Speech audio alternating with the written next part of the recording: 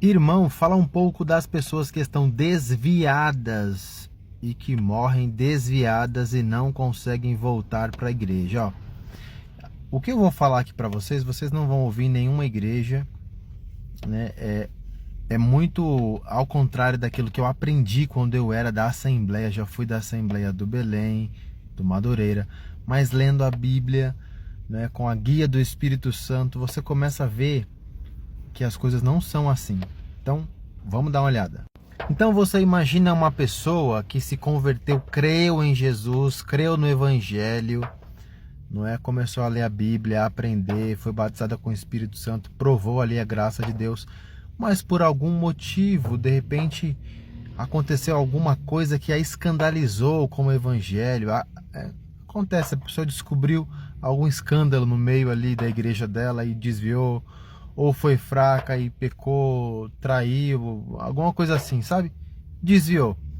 Essa pessoa que desviou perdeu a salvação? Vai para o inferno? Vamos lá, ó, Efésios 2. Porque pela graça sois salvos mediante a fé.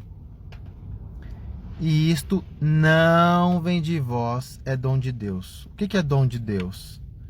A fé é um dom de Deus, mas a salvação, né, a graça, a salvação pela graça também é um dom de Deus. Tá? Não de obras, para que ninguém se glorie. O apóstolo Paulo também fala que os dons de Deus são irrevogáveis. Então, se a salvação pela graça é um dom, ele também é irrevogável. E graça significa favor imerecido. Você não merece, você recebeu como um presente. E a coisa ela vai subindo de nível, porque na salvação não é só a salvação, você é feito filho. Lá em João fala assim, que ele veio para os seus, os judeus, né? Os seus não receberam, mas a todos quantos o receberam, deu-lhes o poder para serem feitos filhos de Deus. Então, quando a pessoa se converte, ela é feito filho de Deus. E essa filiação ela é tão profunda que o apóstolo Paulo fala lá em Coríntios que o Espírito Santo ele se torna um só com a pessoa. O Espírito Santo se une ao seu espírito. Paulo está falando sobre a prostituição. Ele fala que aquele que se une a uma prostituta torna-se um só com ela, assim como aquele que se une ao Senhor torna-se com ele um só espírito. Está lá em Coríntios. Então aquele que se converte e aceita o Senhor, o Espírito Santo se torna um só com ele. Isso não tem como mudar mais, gente. Tornou-se filho, agora é filho, não volta mais atrás. Então, a pessoa que se converteu e desviou, vai para o inferno? Não, não vai. Deus não lança seu filho no inferno. Ah, mas e se ela morreu desviada? Aí entra uma outra coisa agora, que são as disciplinas que Jesus vai aplicar no reino milenar. Vamos dar uma olhada. Isso que Jesus está falando aqui é sobre o reino milenar dele, ó. Aquele servo, porém, que conheceu, no passado, né? Conheceu a vontade de seu Senhor e não se aprontou, nem fez segundo a sua vontade, a vontade do seu Senhor, né? Será punido com muitos açoites. Então, no reino milenar, quando Jesus volta para a terra, né? Já falei sobre esse processo aqui, ele volta nas nuvens primeiro, tem o arrebatamento, que é o rapto, ninguém vê, e tem o arrebatamento visível, que é nas nuvens, que é o segundo arrebatamento. Depois ele vem para a terra e assume o reino milenar. Aí acontece o tribunal das nações, né, que julga as ovelhas e os bodes. Depois tem o tribunal de Cristo. O tribunal de Cristo, ele chama todo mundo, todos os que o aceitaram, todos os salvos, tá? E aí, olha só, aquele servo que conheceu a vontade, mas não a cumpriu, vai receber muitos açoites, chicotada mesmo. Dependendo do nível com que a pessoa se rebelou ou se desviou, é a punição. Mas é lógico que dentro desse processo, né, quando a pessoa desvia, o Senhor vai atrás dela de muitas formas, né? Eu repreendo e disciplino a todos a quantos amo. Ser, pois, zeloso e arrepende-te, né? Mas tem gente que não se arrepende, não. É coração duro, vai acertar as contas com ele no tribunal. Eu vou te mostrar um pouco, mais ou menos aqui, como vai ser esse tribunal de Cristo, né? E esse assunto aqui ele é bem mais profundo do que eu vou falar aqui, mas eu vou dar uma pinceladinha, ó. Contudo, se o que alguém edifica sobre o fundamento é Jesus, tá? Tudo que você fizer para Jesus como obra, né? Fundamento é ouro, pratas, pedras preciosas, madeira, feno e palha. Todas as suas obras têm essas características, né? Aqui a de ouro é a obra que é sincera, verdadeira, de todo o coração. Aqui é palha, é aquela que faz de qualquer jeito, ou é a obra amada ou desviado também, né? Manifesta se tornará a obra de cada um, pois o dia a demonstrará. Que dia? O dia do tribunal de Cristo. Paulo também fala, todos hão de comparecer perante o tribunal de Cristo, né?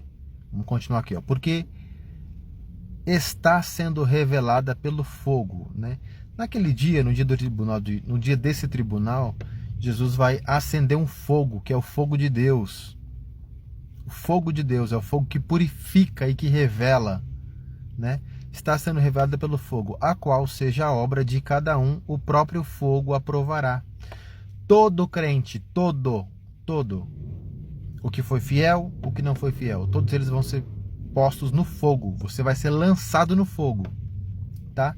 Se permanecer a obra de alguém que sobre o fundamento edificou, esse receberá galardão.